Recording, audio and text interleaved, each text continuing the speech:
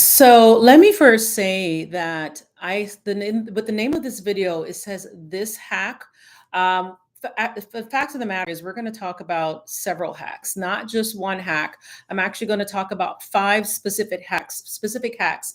And they're not really, we can call them hacks, but what they are going to do is make it clear to you, because you guys have heard me talk about this over and over again, why automation is so important to especially finding out the specific mix of automation that will work best for your business. So I'm constantly talking about automating the different things that you're doing in your business, and by the time I'm done with the five examples, then I think I would have definitely fully sold you on this, and hopefully you will actually take the time to figure out exactly what's the best tools that you should be using, so that you can stop spending so much time doing a lot of the manual tasks that take up a lot of our time. It's time for us to step into the 21st century and really figure out what's the best way to run our businesses, have things running in the background while we're doing the things that cannot yet be automated. So, for those of you who are new to this channel, my name is Patrice Davis. I am the founder and CEO of GrantsWorks. We are a grant compliance consulting company. I know that's a lot of words, but yes, we're a grant compliance consulting company. We help, just so you're aware, we help organizations that receive multi-million dollar grants, sometimes six-figure grants, manage their grants. So we make sure that they comply. We provide a lot of, basically provide a lot of process improvement and system setup consulting services to make sure that they can actually comply with their grants. So, and one of the reasons why I love to come and talk to you guys is because I get to take what I've learned, share it with you so that you can figure out how this can work for your business. So, again, looking forward to really getting into these five automation hacks. So before we jump into that, I'd love to tell you what automation is. Some of you, of course, already have an idea, but I'm going to give you the official definition. So according to the International Society of Automation, automation is basically the creation and application of technology to monitor and control the delivery of products and services. IBM, good old IBM, they describe automation as the use of technology to perform tasks where human input is minimized. I think that's an even better definition. I think it helps us fully understand or better understand what the process is. In a consulting business, however, automation can be used for a number of functions.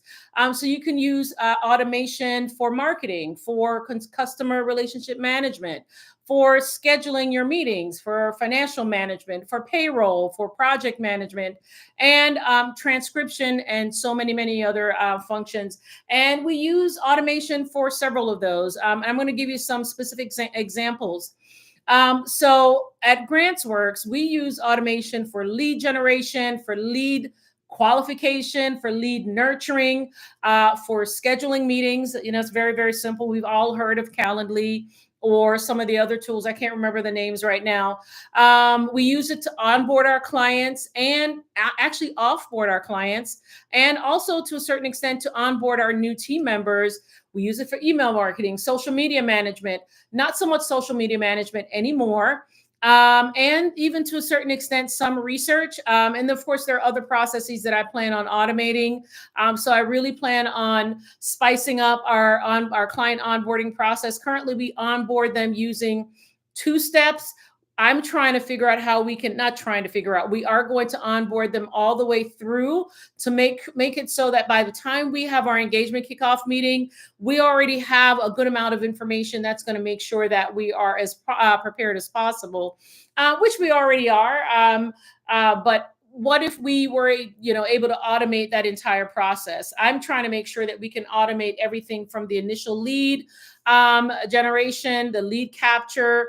Obviously, there's some communication that happens. And then we, of course, I'd like to be able to automate everything from start to finish, if possible. There are obviously some things that we're going to definitely need to provide some human input, especially as it relates to the proposal, because I like to make sure that, as I've shared before, that the proposals that we create are as focused as possible on the client itself. And so one of the ways that we do that is making sure that I take the time to really think through my meeting, my engagement with the client when we were discussing the potential services that we could provide for them, and just kind of really kind of regurgitating that into a proposal. So there is still definitely going to be some human input on the proposals and some of the other steps as we approach that process. Now, so what I'd like for you all to do, for those of you who are here, drop your name in the chat.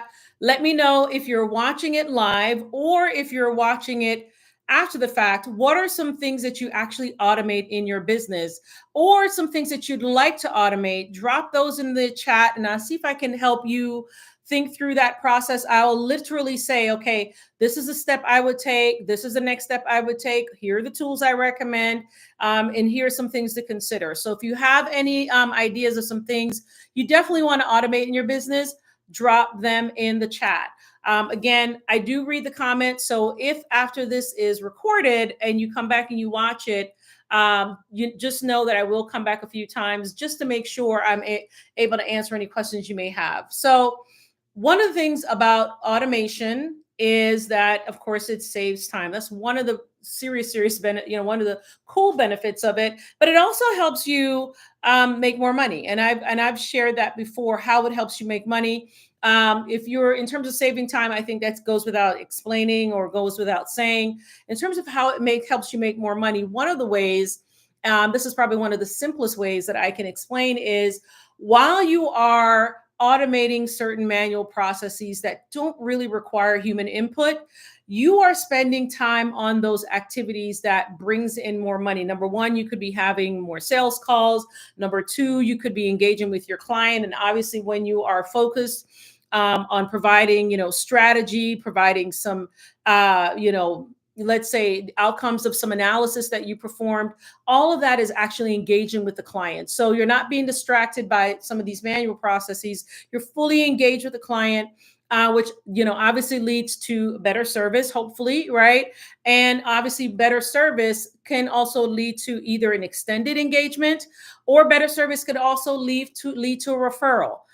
So those are just some of the ways. It also gives you an opportunity. That's one way. But another way that it helps you make more money is, instead of spending, 2 or 3 hours on these manual tasks each day, those 2 or 3 hours are spent either bringing in more clients and finding ways to get in front of more prospects. So that is how it actually helps you bring in more money. You're actually spending the time on those money earning activities and not on those mind numbing manual activities that can be done with a computer. And that's exactly what we're talking about, automating that. So that some kind of system technology is taking care of those mind numbing manual tasks while you're focused on making sure that you're providing the best service to your clients, which of course will lead to, again, could lead to an extended engagement. So how it saves you time, it keeps business processes flowing while you're meeting with a client, devising plans with your team, completing a client deliverable.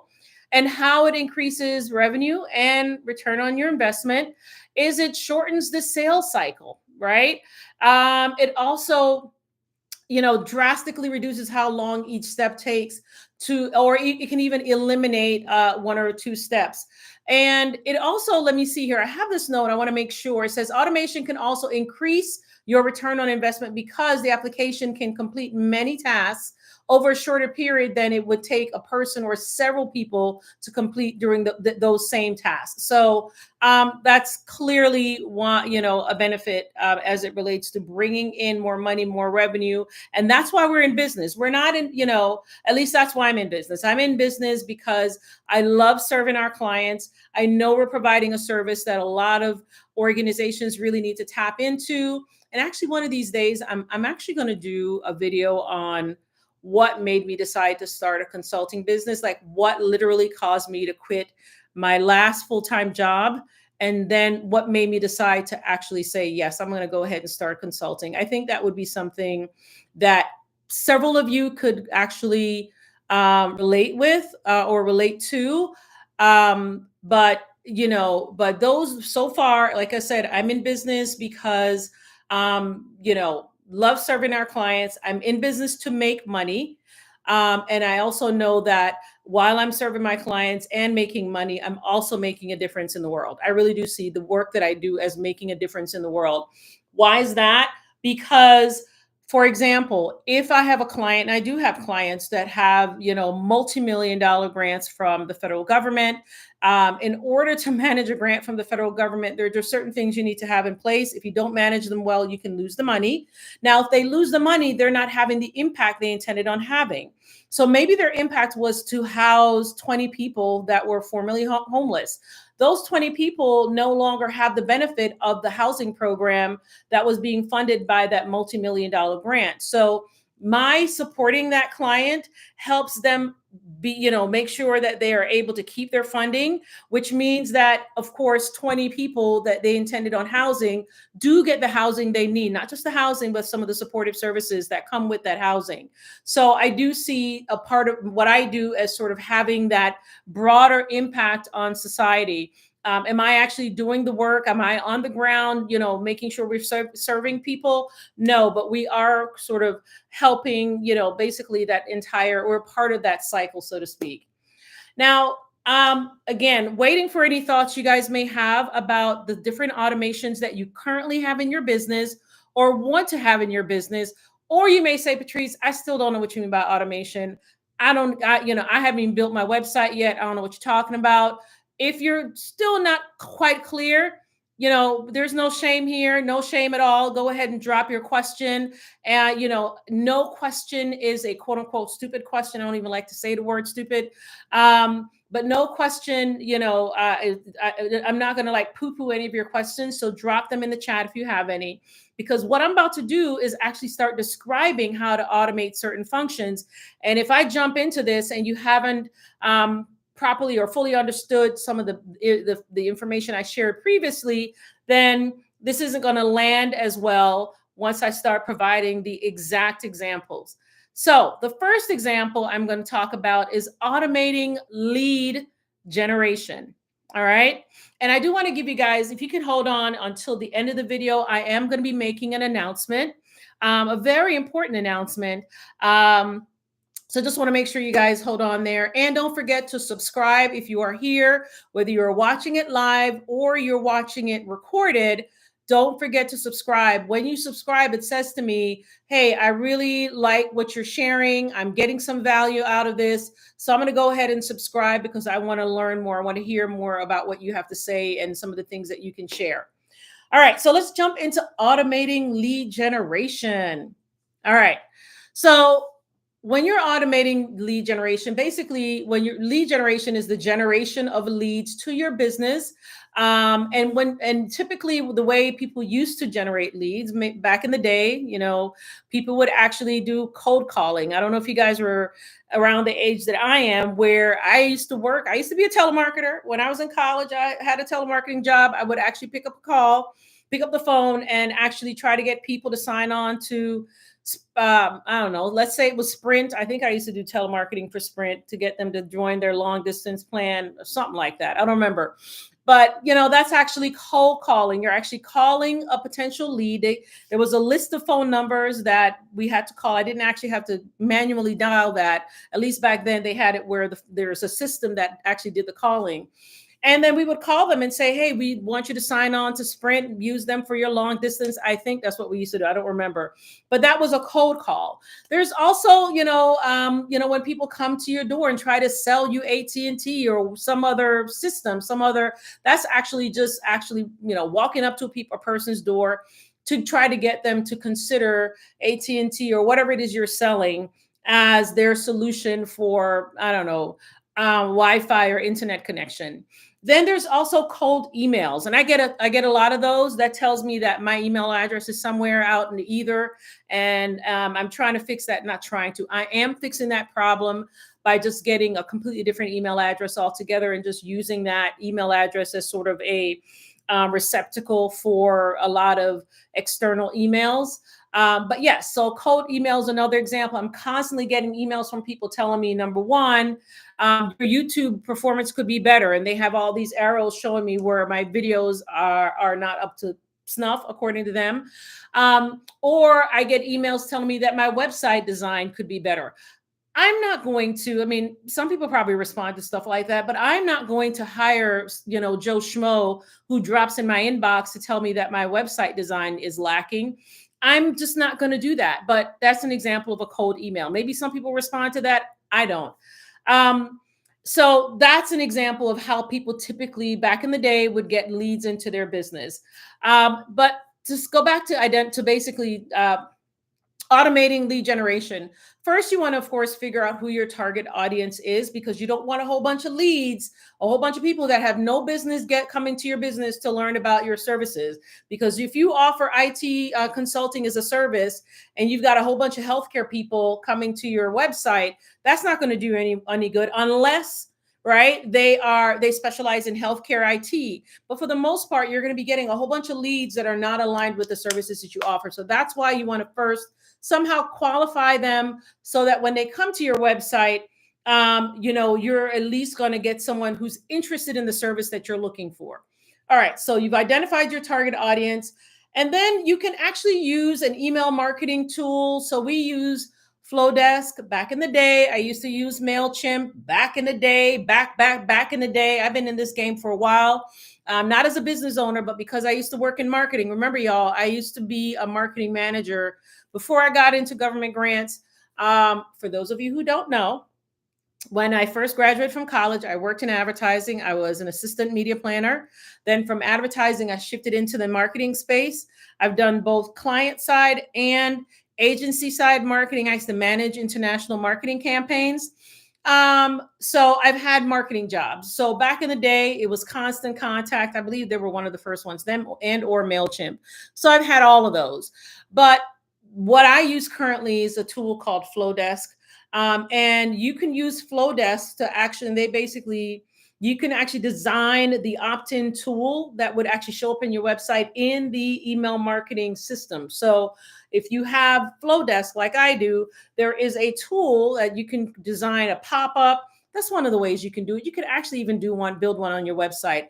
I've built a website. I've told you guys that before. It wasn't the best looking, but I know how to figure things out. And I've actually built a WordPress website, and there are ways you can use a plugin that would serve as a pop-up on the website, and you can have it like pop up at the very top. You can have a true pop-up. There are all these different things you can do. But to simplify all of that, a lot of email marketing tools have pop-ups and different designs that you can have show up on your site.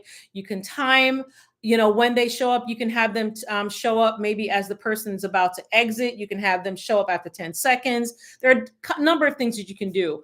And then you actually create an opt-in form, right? And so on the form, obviously, you're going to need to say something to make people want to click the button and enter in their first name at least and their email address. And then once that's on the site, and again, you have a really attractive image and a call to action, and they subscribe, now you've actually captured a lead, right? And so, just want to give you an example. Well, there are actually other fields that I recommend collecting. I'm collecting an additional field nowadays. But there are things that you can do that once it's actually dumped into your email marketing system, you can add tags, which helps you with segmentation. So it's just a couple of things to consider. But once they come into your email marketing system, you want to make sure you have your emails lined up. So bam, as soon as they enter in their email address and their first name, almost immediately an email has been automatically sent to them. So it's a part of, I guess, that whole automation process. Not I guess, it is. So I'm going to pause to see if anyone has any questions about that. Another thing you can do is you can automate your client onboarding. Like I said, we are currently automating that, but I want to automate more steps. And it's not like I'm one of those people that's like, let's do more. I always want more. That's not it at all.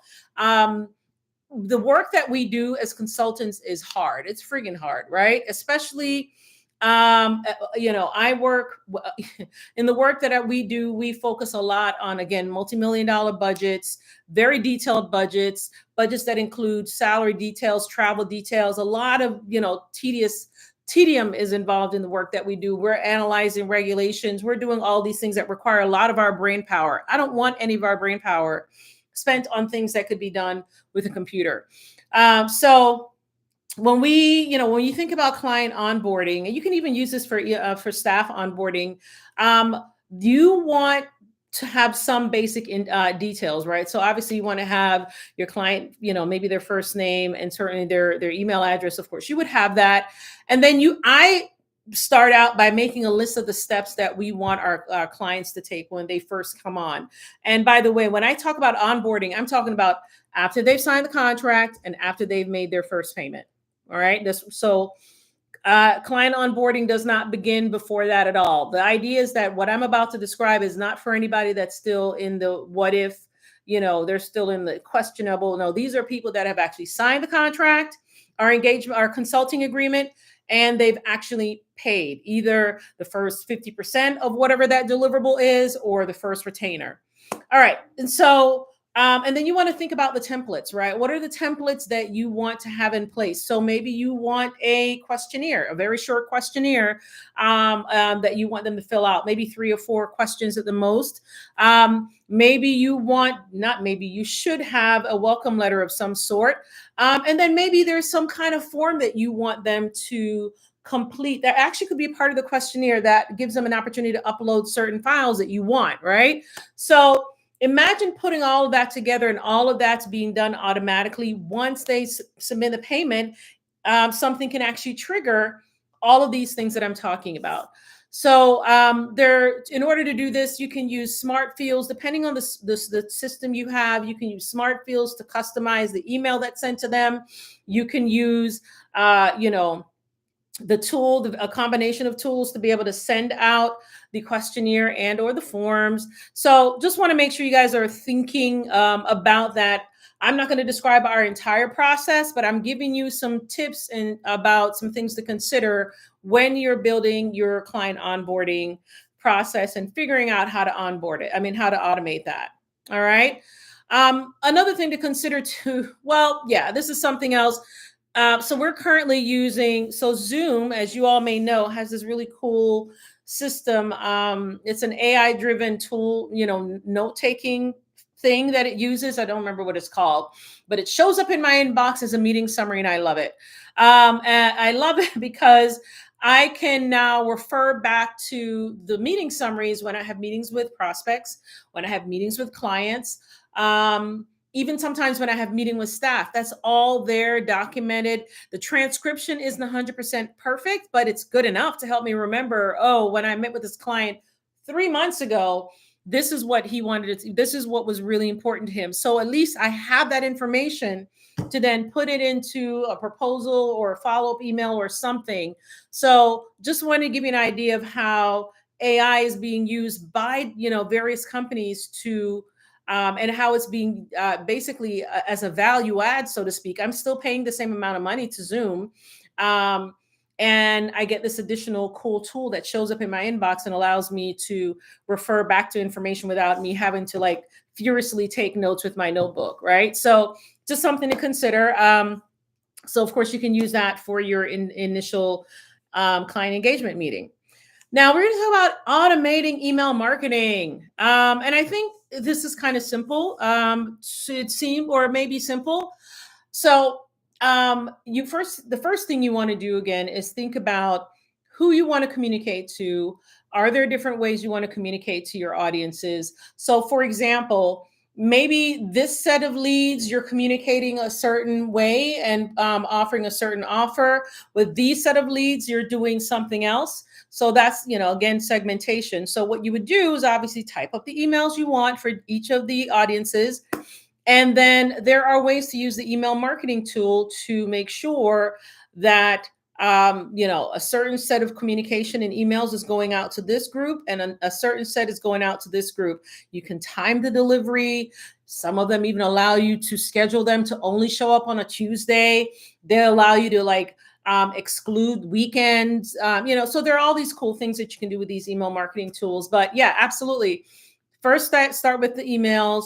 then segment by audience, then start with your lead generation steps that if just in case this actually involves some lead gen that I described about 10 minutes ago. And then, of course, create the integrations that connect that lead gen process with email marketing initiation.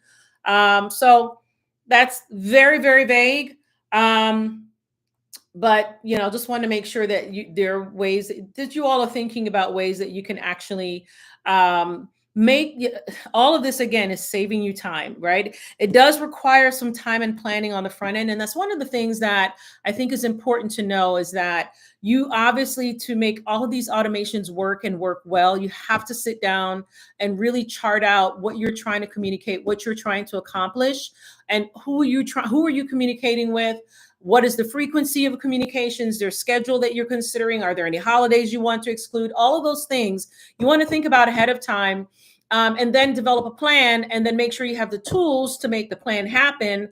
But once all of those things are in place, then you don't really have to do much else, right? That's the beauty of it. You spend the time on the front end creating these hacks, and then as long as the integrations work and all the things are working in the background, you don't really have to revisit this. There are times when the integration can crack. Let's say, when I say crack, there's some times when the integrations, I'm trying to think of an example of when an integration that I created just stopped working. I think it did. I use Zapier is a really cool tool for those of you who aren't aware. I use Zapier on my team. I used to use Zapier, but my team now uses it for different integrations. And I do remember when we were registering folks for one of our boot camps, we set it up so that every time they registered, integrations are so cool. And this is also integrations that are being automated, obviously. Every time they registered, it would trigger one thing, which would trigger 2 or 3 other things. But then we made a change after we realized we wanted to make sure that everyone that registered signed, certain forms before they actually participated in the particular program. And as a result, it just threw off the initial integration. So I'm giving you an example of ways that an integration or an automation can be, I use the word cracked, if you aren't careful, if aren't thinking about what the original stream of activity is. You've got to revisit the stream of activity, insert anything new, and then build it again. So this all probably sounds, for those of you who aren't sure what I'm speaking of, once you get your hands on some of these tools, then all of this will become very, very clear. Now, you can also automate research. And this is something that I do on a very small scale. I do 2 of these things. Well, I don't know if this is, if you would consider this an automated research, but it works for me. So I have a couple of, what do you call those Google search things, those automated Google search things. And every Thursday, there are a couple of subjects that Google sends to me. I can't remember the name of the term, but basically, and I'm able to capture a lot of information instead of going out and searching for it. I know there's the right word. I can't think of the term that Google uses. It just shows up in my inbox. And the cool thing about it is, when, let's say you don't get a chance to take a look at the search results, and I know search is not the same as research, but I'm just giving you the very, very, very, very basic example. One very basic example. You click on it. Let's say it comes in your inbox every Thursday. You're not able to look at it again until the following Monday. It auto updates, which is so cool. But I use that information that Google kind of just brings to me for several other purposes in the business. So that's just an example of using search, not truly research. But obviously, one of the ways to, conduct research is by, using surveys. And so, of course, you can automate surveys. You can customize questions based on how a person responded to question 2. Like, let's say 2 people come in, one responds using A, the other responds B, then obviously you can automate where it takes them from there in terms of the other question. So question 3 is going to be different for this person versus that person. So those are just examples of ways that you can automate surveys to really to really capture the information you need based on who's answering the question, or based on some qualifiers, for lack of a better word. You can automate the sending of reminders to participants to participate in a survey. You can use custom schedules. One thing that I'm going to just tell you all now, I really, really want to learn more about. I haven't done it yet. And I'm not sure how much I'm going to dig into it. I think I want to know just for the sake of knowing. I'm happy to say I'm from that generation. I'm Generation X, right? I always joke that Gen X, we were that generation that knew how to actually go diving in a file cabinet to find a piece of paper. We were also that generation that grew up learning how to use computers and the internet. We went from the big old boxes on our screen, on our desks, right? Y'all remember the big box screen, the black screen, and then underneath it we would have the CPU, or by the floor we would have the CPU. I don't know if y'all remember that. I remember those days. Now, then we went from just a simple screen. Now we've got our laptops. I'm recording this on my app on my MacBook Pro, using just the camera right here, right? So we now have a camera. We got all of this in our laptops. So the point I'm making is, we went from having to dig into paper. Yep, she's Danielle said, yep, you remember. Listen, girl, I remember when we used to have to go find when I first started my first grants job, because remember, I did start out in grants, and I had to go digging into them cabinets, man. I'm telling you, it's real. And then you'd have to actually get a paper folder that had labels. Y'all remember we used to have to label the folders? We used to get those labels. Some had a green stripe, some had a red stripe, some had a yellow stripe. And then we would get the hanging folders with little plastic, and you would always cut yourself because them little things was a little too sharp. So all of that I remember. And so our generation we kind of grew up, or we've been working through so many changes. And I believe that we are probably, I'm going to say it, I think we're the most adaptable generation so far, because we've had to do it the long way and now the short way, right? And we've adapted all along. So the point I'm making is, I went into all of that to say that as a result, I believe that our generation is more open to learning new things. I just think so, because we've had to, right? That's all we've been doing. From the time I graduated from college back in 1997, and I graduated a year or two late. I have no qualms admitting it, because I had my son while I was in college. From the time I graduated in 1997 from college, all the way to my age, my big age now, I am 52 and I am proud.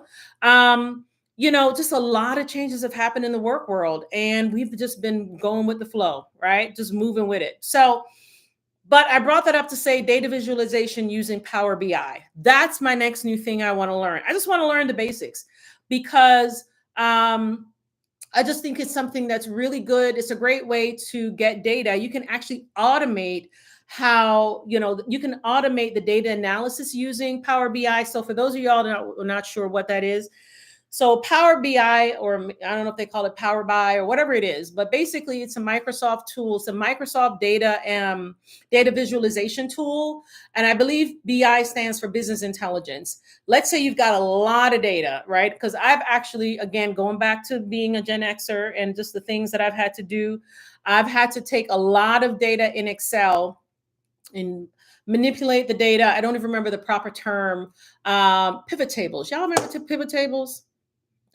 Do y'all remember pivot tables? I think people still use them, but the point I'm making is Power BI can take a lot of that data now. Instead of just putting them in nice little extra tables, Power BI can take them and put them in a beautiful chart automatically, do all these things, make them really, really pretty, right? And so that's the next thing I want to learn. But I know I went off on a tangent. The point I'm making is data visualization can now be automated as well. It basically takes a lot of data and transforms that data into nice dashboards and reports. You can create reports with it. You can even schedule refreshers. I haven't personally tried that yet, but that is the next thing on my list to learn. So just want to make sure y'all look that up. Power BI, Power uppercase B, uppercase I. All right. And my final thing that I'm going to share in terms of automating. Again, if you're listening and you are not subscribed, go ahead and subscribe. Also, if you know someone that is a friend or a family member that would probably benefit from these videos, share the video with them and just say, hey, give this a listen. This might help you out. Definitely share the videos. We got to get those numbers up. I actually have a goal that by the end of 2024, I'm going to have 1,000 subscribers, y'all. So y'all going to help me get to that point. I've never heard of that Power BI. Power BI is awesome. Look it up, Danielle. It's pretty cool. And actually, you once you see it, you're gonna be like, oh, I've seen this. You've probably seen it in articles, you've probably seen it in different things, and you're gonna be like, oh, okay, so that is probably the source of some of these things that I've seen. All right, so now we're gonna talk about how to automate social media management. So let me first say that when I first started my business, another business in 2017, y'all don't know this, y'all may know this, but I'm gonna tell y'all now. 2017, I decided to start a business. I don't know if it's really a business because I don't think I actually earned any money. So some would say it's probably a very expensive hobby. I decided to launch a website called C Currents. You guys have probably heard me mention it before. CSEE Currents, CURRENTS, and it was about ways to find culturally immersive things on islands around the world. Y'all have probably heard me talk about it. So that means like if you wanted to go to Guadeloupe, which is a French island, it's an island in the Caribbean that was colonized by the French. And I'm going to leave it at that. I'm gonna leave it at that. But let's say you wanted to go to Guadeloupe and you were like, you know what? I don't want to just sit on the beach when I go to Guadeloupe. I want to know about their top, locally owned restaurants. I want to know about the museums that are really cool. I want to go visit maybe their national park.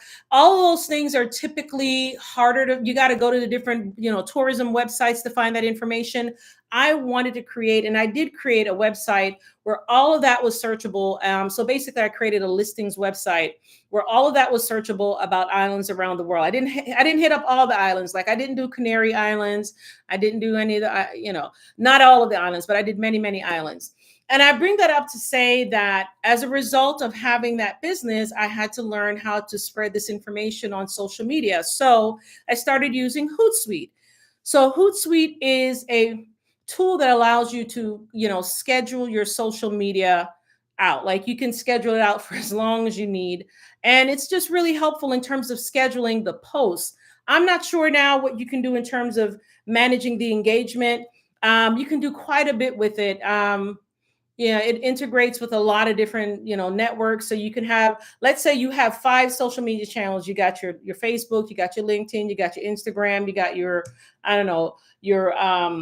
can't even think of it right now. But let's say you have those. You can actually just go ahead and schedule it out for months at a time. I don't think this is news to any of you, but just letting y'all know, I used to use Hootsuite. But then there's ways that you can do it. You can go even beyond that. And this is important for those of you who don't have the time and you just want to spend a Saturday afternoon scheduling out your social media for, let's say, the next 2 to 3 months, or maybe even just for the next month. There is a tool that allows you to automate the entire process, and it's called Social Bee, SOCIAL, uppercase BEE. So social with the word BEE.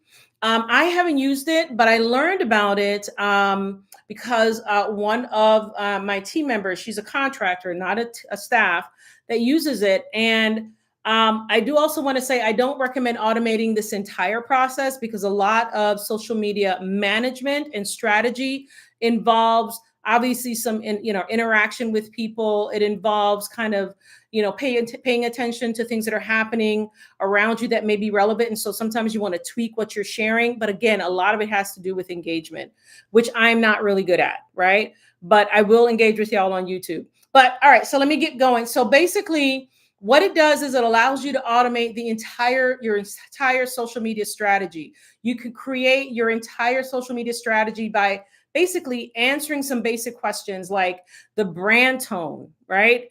You can put in your company information. Who are your target customers? I wouldn't be surprised. It probably asks you to put in your brand colors because it also does the design for you.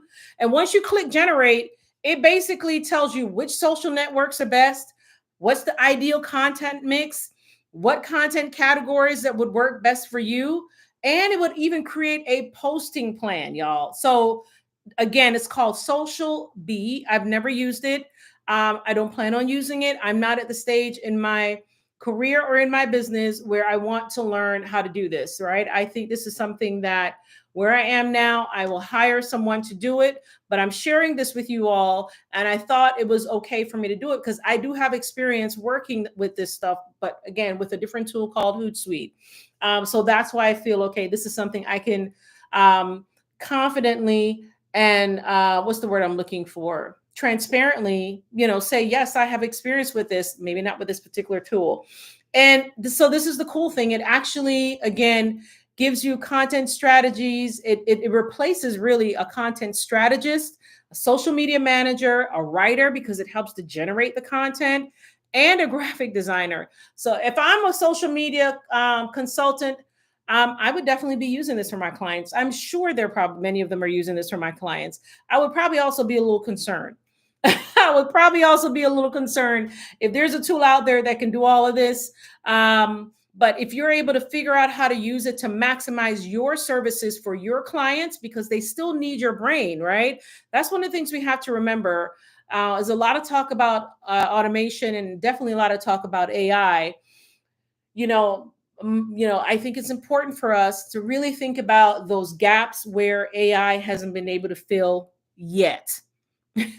Right? That's where we really want to make sure we focus our energy. If there is something that we're planning on going into business to do, and that is something that can currently be done by AI, or a large part of it's going to be done by AI, or at least be done by AI in the next 2 to 3 years, I would definitely reconsider your approach in that business, because companies are not going to want to pay a human um, when they can pay a technology to do it at a fraction of the cost. Okay.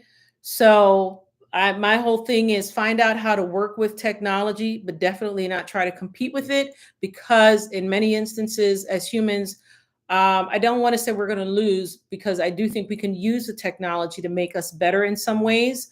But companies are always going to look for ways to save money. So just want to make sure you guys are thinking about that. And I'm going to end on that note, because actually, I'm going to end on another note. My final point I want to make is, while I'm talking about automation and AI and all of these things, my true feeling about a lot of this is automation. Yes, go for it. I'm talking about it. I'm sharing it. I'm encouraging it because I truly believe in it. However, I do really think, and I don't know enough. I'm not an ethicist. I'm not a person that knows enough about technology and how AI is going to change our world and our society. But I do think it's something that we can't ignore. I think we ignore it at our, we should not ignore this. We need to make sure we understand how this will impact our lives. Not necessarily for the better, for the best, but in other ways. So I'm all about using technology to a certain extent, but I am also very cautious about the ways technology will change our lives even more, and making sure that we are as prepared as possible for what that will look like, how that will change our lives. So I think I'm going to end on that note. Definitely hope I wasn't a Debbie Downer on that. I just want to make sure that we're really thinking about that. Use technology, find ways to make sure you can make things more efficient. Still be very careful about AI.